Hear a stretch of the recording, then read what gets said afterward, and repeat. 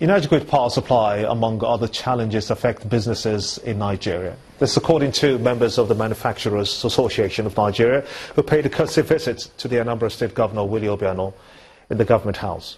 They say that a more friendly business environment must be created to ensure sustainable economic development. These are some members of the Manufacturers Association of Nigeria's Southeastern Zone, led by the chairman, Mr. Aloysius Okafor. They are on a courtesy visit to Governor Willie Obiano at the Government House in Anambra State.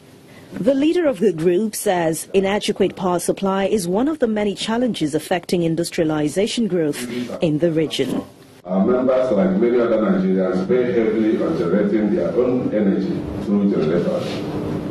More worrisome is the high tariff imposed on our members by Enugu Electricity Distribution Company, EEDC, without corresponding constant supply of power.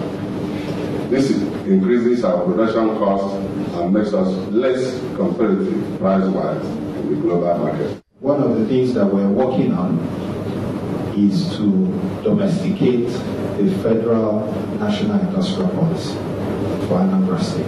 We have an industrial policy in Anambra State, but it only looks at a 5-year time period, which in our view we consider to be too short. The governor promises to look into multiple taxation. I don't understand why it should be taxed twice. We have challenges here of ours who claim to be working for the states. They are not, they cover up, they do not represent the state in any manner, and we don't know them. We've computerized already our tax collection system, and by the time you sit down with yourselves, you see the new method is safe, clean, and what have you. At the end of the meeting, Governor Obiano promised that his administration will continue to enact favorable policies and laws that will assist businessmen and women in the state. You're watching the news at 10 on Channels Television, reaching you live from Lagos. Time now for business news with Adeshawa Josh.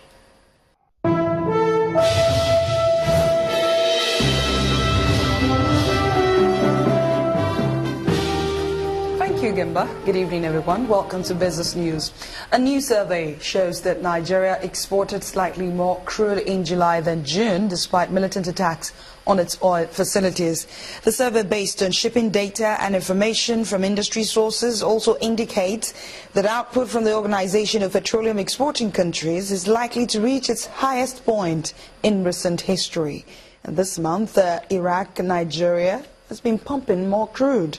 OPEC's production increased after the return of former members, Indonesia and Gabon, while the biggest increase of 90,000 barrels per day came from Iraq. Crude supply rose to 33.41 million barrels per day this month, from a revised 33.31 million barrels in June.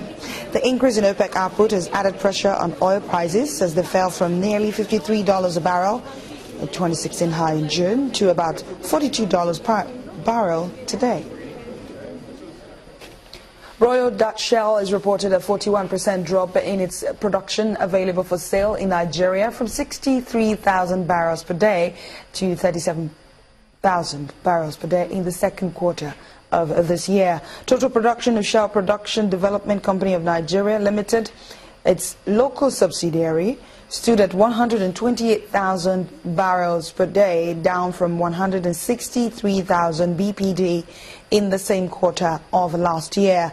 SPDC attributes the decline to vandalism of oil and gas facilities in the Niger Delta region, which has led to the shutdown of several fields in the country.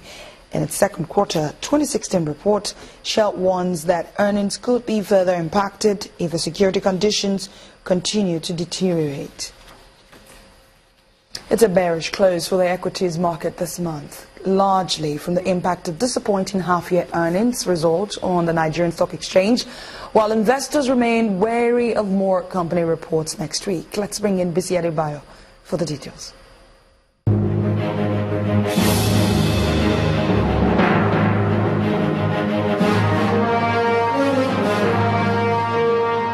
Hello and welcome to the Stock Markets Reports. The Nigerian equities market got no reprieve at the close of Friday's trading session as the main index fell by another 13 basis points, ending the month of July on a bearish note. The negative sentiment was sustained by continuous declines in major blue-chip stocks. 26 stocks which came in that category, led by PZ, Transcorp and Union Bank. 18 equities led by Fidelity Bank, Continental Insurance and ICO recorded price gains. However, the day's turnover was largely impressive, with a total volume of 442.5 billion shares worth more than 4.64 billion naira and traded in 4,427 deals. UBA attracted the highest patronage with 134.4 million shares, while two other most active stocks were Zenith Bank and Fitson Healthcare. And that ends the stock market reports.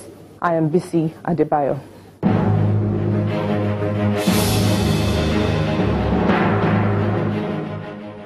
Thanks a lot, Bessie. The number of companies listed on the Nigerian Stock Exchange seeking approval to extend their reporting period for half-year 2016 or issuing earnings warnings are on the increase. Well, this week alone, two of the Tier 1 commercial lenders, Zenith and UBA Group, announced extensions for filing their half-year financial statements. UBA is asking the Stock Exchange for an extension till September the 15th.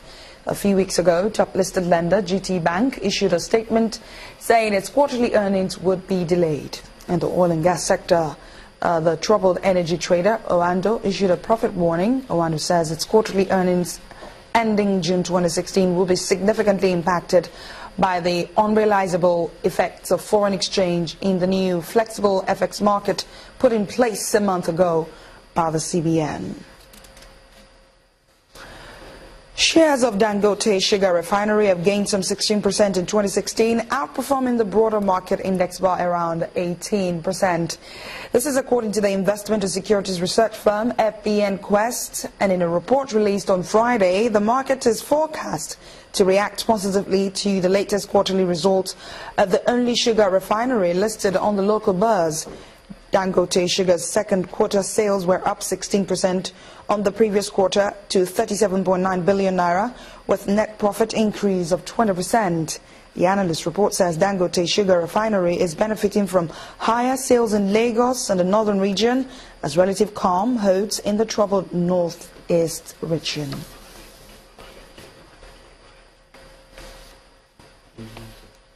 Well, let's take you through the closing figures from markets around the world. European bourses ended July in the green, rallied by bank stocks earnings ahead of stress tests, but other major world markets were mixed. These are the figures on your screen.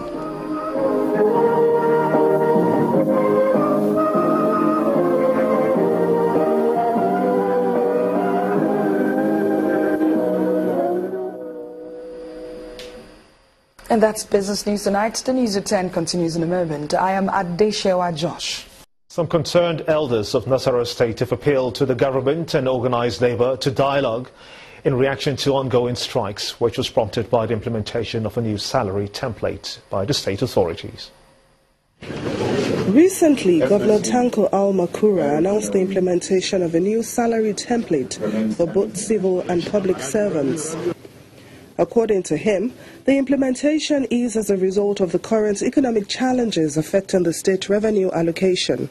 In this regard, government in its wisdom decided to effect a review of the salaries of the categories of workers in the state, including political appointees, and my humble self. This decision, however, led to a strike action by the organised labour, crippling activities in the state.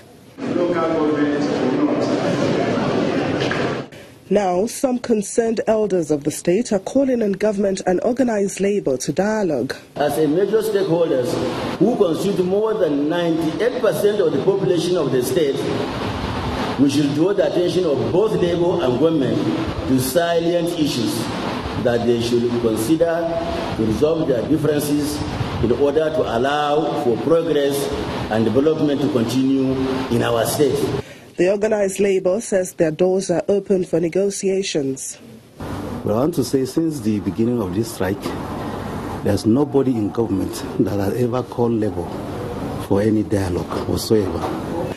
Meanwhile, the state government is seeking an understanding from workers and is asking them to return to work.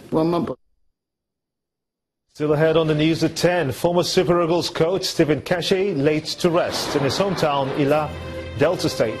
That's in sports news. Stay with us.